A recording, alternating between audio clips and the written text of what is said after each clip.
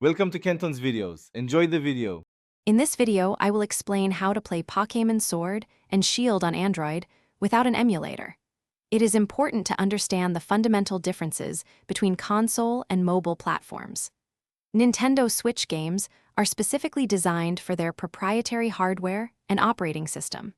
This presents significant technical hurdles for direct play on an Android device. We will explore why this method is not currently possible.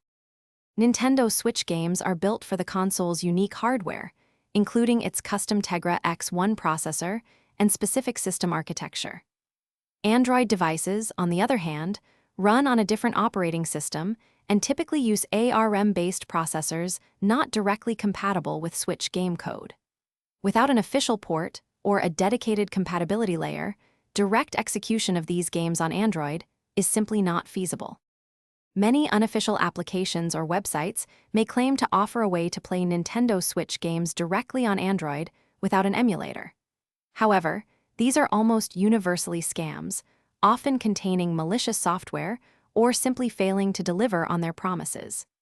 Engaging with such unofficial solutions can compromise your device's security and personal data.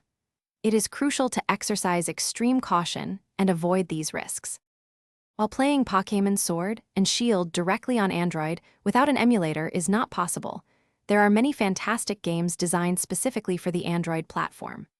Cloud gaming services offer a way to stream PC or console games, but Nintendo Switch titles are not offered on these platforms. For those seeking to play Switch games on Android, emulation, while not the topic of this video, is the only technical method, requiring specific software and powerful hardware. Thanks for watching. Consider subscribing if we helped you.